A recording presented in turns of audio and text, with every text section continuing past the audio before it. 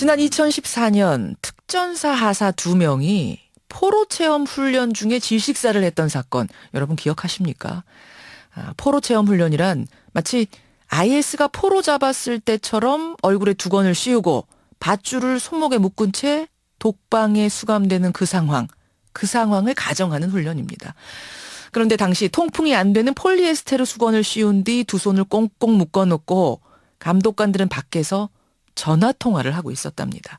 그래서 독방에 갇힌 하사들이 1시간이나 비명을 질렀지만 아무도 알지 못했고요. 결국은 2명의 병사가 인재로 사망을 했지요. 파장이 대단했습니다. 그런데 항소심까지 진행된 군사재판에서 이 훈련의 감독관들은 벌금형, 그 위에 책임자들에 대해선 아예 무죄 판결이 났습니다. 결국 죽은 사람은 있지만 죄 지은 사람은 아무도 없게 된 이 상황. 참, 유족들은 어떻게 받아들이고 있을까요? 고 조용준 중사의 아버지 연결을 해보지요. 아버님 나와 계십니까? 예. 재판에는 가셨어요? 못 갔습니다. 왜 못 가셨어요? 저희들은 뭐 그런 연락도 못 받았고, 아무런 얘기도 없이 그냥 그렇게 진행된 것 같아요. 그래서 이렇게 보면은 자꾸 언론에서 이런 얘기를 통해서 저희들은 알게 됐거든요. 그럼 뉴스 보고 하셨어요? 예. 참, 이해하기가 어렵네요. 예. 어쨌든, 그렇게 해서 이제 항소심 결과가 나온 건데, 아버님 좀 떠올리기 어려우시겠지만, 우리 청취자들이 상황을 이해해야 되니까, 이 사고 당시 상황을 조금만 복기를 해보죠. 2014년, 아들 조용준 중사는 그러니까 당시 하사 신분이었어요. 예. 이 포로 체험 훈련이라는 거는 우리 군에서 처음 실시한 훈련이었다고요? 예. 훈련에 대한 뭐 매뉴얼이라든가 이런 걸 모르고서 그냥 그러니까 너무 그게 주먹구식으로 이 훈련을 진행한 것 같아요. 또 지금 판결문 보니까 뭐 그 중에는 내연녀하고 통화하고 있는 감독관도 있었다면서요? 그거는 뭐 저희들이 이 뭐 수사 나중에 저희들도 그 언론에서 이렇게 알았거든요. 언론 보고선 아버님도 아셨군요. 예. 그렇다 보니까 뭐 무슨 말을 어떻게 뭐 해야 될지 아마 답답할 일입니다. 그냥. 자, 현장 검증 보셨죠, 아버님? 예. 예. 제가 현장 검증 보다가 도저히 못 보겠더라고요. 나중에 그냥 눈물밖에 안 나오더라고요. 도저히 못 보실 수밖에 없었겠습니다. 예. 예. 그러면은 아들한테 문제가 생겼다는 소식은 언제 들으셨어요? 그날은 이제 밤에 자고 있는데 갑자기 군에서 전화 왔더라고요. 군에서. 예. 그래서 이게 또 이 밤중에 전화 올 상황이 아닌데 와가지고 혹시 무슨 사고가 터진 거 아니냐 이제 물어봤더니 그 전화하신 분도 말을 못 하더라고요. 말을 못하고. 아이고. 병원으로 달려가신 거예요. 예. 그날 밤에 또 비가 엄청 왔었어요. 비가 엄청. 앞이 안 보이더라고요. 눈물은 나오고 비는 오고.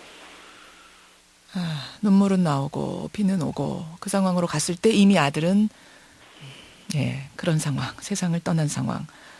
어처구니 없게 떠났으니 부모님들이 얼마나 가슴이 아프실까 싶은데 책임 얘기 좀 해보죠. 그중에 관리 감독했던 그 복도에 있었던 4명은 아예 항소가 기각이 됐고 그 위에 책임자 2명만 항소가 받아들여져서 이제 최근에 2심 재판이 있었던 건데요. 예. 그 2명은 이번 항소심에서 아예 무죄 판결이 난 겁니다. 그렇죠? 예. 예. 결국은 실형 선고받은 사람이 아무도 없게 된 이 상황. 이거 소식 뉴스에서 듣고 어떠셨어요? 답답하죠. 지들은 뭐 국가든 군이든 이게 뭐 책임 있는 사람이 없으니까 막 고통스럽게 떠났잖아요, 애들이. 예. 이게 이 사람들이 이게 위에서 그냥 시키니까 그냥 한 건지 그런 게 좀 사전에 이런 것 좀 알아보고 했어야 되는 건데 예. 그러질 못했으니까 이런 사고가 발생하지 않았나 생각합니다. 누가 윗사람이 한번 그걸 써보기라도 했으면 쓰고 한번 숨 한번 쉬어보기라도 했으면 알지 않았을까 이런 게 자다가도 벌떡벌떡 일어나실 것 같아요. 예, 진짜 얼마나 이 고통스럽게 애들이 갔을까 생각하니까 가는 길이 그렇게 힘들었나 생각하니까 그냥 눈물만 나와요. 아이고. 제가 아버님 이제 연락하려고 스마트폰에 이제 연락처를 보니까 예, 예. 카톡에 아들 어렸을 때 돌 때 예, 사진 이렇게 해놓으셨더라고요. 예, 예. 예. 그 사진은 뭐 왜 그렇게 왜 하셨을까요? 아들이 보고 싶은가. 얼마나 보고 싶으실까. 예. 참 오늘 어려운 가운데 인터뷰 다른 아들들을 위해서 이렇게 용기 내주신 거 예. 감사드리고요.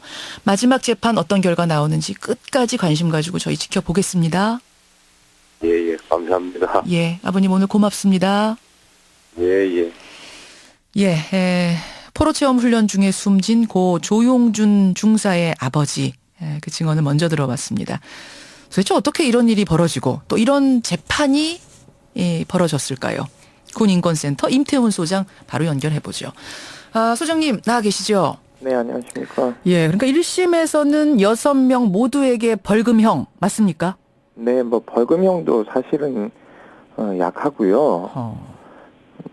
저는 사실상 뭐 이런 표현을 써서 죄송합니다만 잔챙이들 가지고 재판을 한 거죠. 그게 무슨 말씀이세요? 잔챙이들 가지고. 이것에 대한 책임은 당연히 당시 특전사령관이었던 전인범 씨가 책임지고 본인이 형사처벌도 감내하겠다라고 해서 예. 사실상 군복을 벗어야 되는 것이 당연히 마땅한 것입니다. 그 급은 지금 말씀하신 그분의 급은 어느 정도 급인 거죠? 군에서? 삼성 장군이죠. 삼성 그 정도 윗선이 책임을 져야 되는 상황, 옷을 벗어야 되는 상황이었다. 네, 그것은 형사적 책임을 떠나서 예. 도의적 책임인 것이죠. 전우가 예. 뭐 다른 사고도 아니라 그러한 다른 나라는 별로 실시하지 않아요. 그런 훈련. 예. 미국하고 영국군이 이라크전 중동전을 치르면서 포로로 잡히니까 이제 그런 훈련을 하는데요.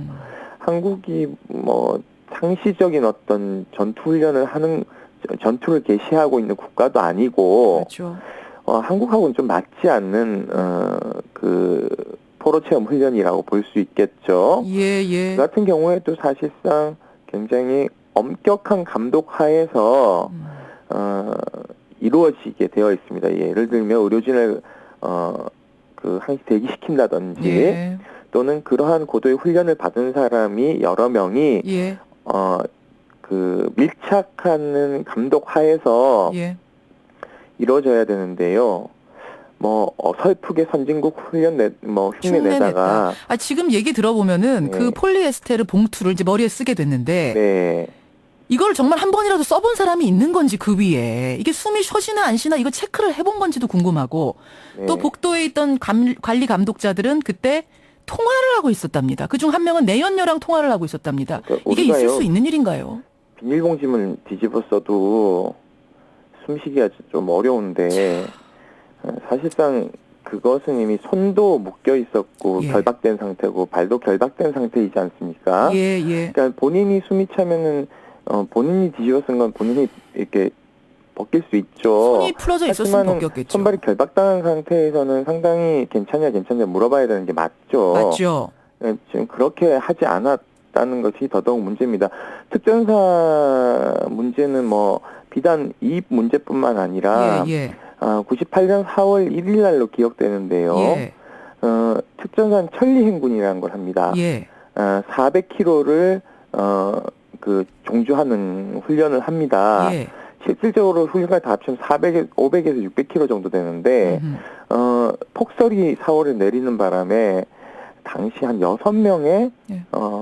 간부들이 사망한 사건이 있었어요. 있었습니다. 예. 그러한 어떤 정말 생명을 초계같이 버릴 수 있는 고도의 훈련을 하는 집단이기 때문에 예. 안전에 대한 것도 그만큼 중첩적으로 이렇게 잘 대비를 했었어야 된단 그렇죠. 말씀이죠. 그건 시스템을 필수죠. 갖춰야 되는데 그렇죠. 천리행군에서의 있었던 자연 악천후다 할 수 없었다라고 얘기하지만 예. 당시에도 좋은 재질의 방한복만 몇 개지만 지급했어도 아하. 사실상 이들은 저체온증으로 사망하지 않았을 겁니다. 당시 119가 도착해서 심폐소생술과 막 하는 도중에도 마구 사망하는 숫자들이 늘어났었거든요. 늘어났을 정도. 알겠습니다. 그렇기 때문에 그런 것은 좀 강화해야 되는데 전 이번 판결이 주는 의미가 무엇을 의미하냐면요. 예. 사실 특전사의 어떠한 끈끈한 전우회를 굉장히 와해시킬 수 있다. 그러니까 우리 지휘관은 절대 믿지 못한다라는 믿지 못한다. 것을 심어줌으로 인해서 예. 지금 뭐 북핵이 저러고 있고 뭐 수소폭탄 뭐 실험하고 있는데요. 예. 저는 이러한 행태의 판결은 북한 수소폭탄 10배 이상의 아하. 우리에게 데미지를 입히는 아주 나쁜 판결입니다. 그것도 민간법원에서 난 판결이 아니라 군사재판이었어요. 고등문사법원에서 난 판결입니다. 맞습니다. 군인들끼리 판결을 하니까 이 같은 일이 벌어지지 않겠냐라는 국민들의 의혹이 계속적으로 이제 불신이 있는 것이고요. 더 화가 나는 건 이 앞에 아버님은요. 이 재판이 열리는 거 연락도 못 받으셨답니다. 결과를 그래요. 뉴스 보고 정말 하셨대요. 잘못된 게 뭐냐면요. 항상 그거 지적하면은 예. 우리는 통보할 의미 없다고 얘기하는데요. 아니 군사재판은 피해자들 가족한테 통보 안 합니까? 그러니까 일단은요. 예. 군사법원은 통보할 의무가 없다 하더라도 국가형벌권을 대신하는 검사 즉 검찰관은 통보해줘야죠. 당연한 거 아닌가요? 그거는 피해자를 대신해서 국가가 이 사람 죄를 주기 위해서 재판에 검사가 참여해가지고는 유가족을 대신해서 피해자를 대신해서 싸우는 거 아닙니까? 물론이죠. 법정에서. 예, 예. 그럼 당연히 전화 한 통 해가지고 오늘 재판이 있으니 오세요. 아니면 어떻게 하십시오라고 얘기를 해야 되는데 그런 얘기를 해주지 않은 것도 저는 문제고요. 예. 무엇보다도 지금 아까 얘기했던 전인범 사령관은 지금 현재 일군사령부 부사령관으로 가 있어요. 그렇군요. 이분은 뭐 처벌받지 않죠. 왜냐하면은 자기가 모시던 분이 지금 육군 참모총장 되셨거든요. 그러니까 육군 사관학교의 후배이자 그리고 이분 아웅산 폭파 사건 때도 알겠습니다. 당시 누구를 구치하고 이래 손장도 받았고 이래서요. 예, 예. 이분에 대한 어떤 디펜스가 군에서 굉장히 강하기 때문에 예. 결국 이 같은 솜방망이 처벌이 내려지지 않았나라는 생각이 들고요. 예. 판결문 조목조목 좀 봐야 되겠지만 어제 입수한 몇 가지를 보더라도 거기에서 책임자들, 더 윗선의 책임자들에 대한 문제를 이야기하고 있습니다. 그렇다면 지금 국방부 검찰단은 예. 나머지 사람들에 대한 기소를 저는 진행해야 된다고 보고 있습니다. 나머지 사람들도 기소해야 할 판에 지금 6명 기소된 사람들도 4명 벌금형 2명 무죄. 이거 문제가 있단 말씀이시고요. 네네, 대법원이 그렇습니다. 남아 있습니다. 대법원에서 어떤 결정이 나는지는 온 국민이 관심 가지고 지켜봐야겠습니다. 오늘 말씀 고맙습니다. 네, 감사합니다. 네, 임태훈 군인권센터 소장이었습니다.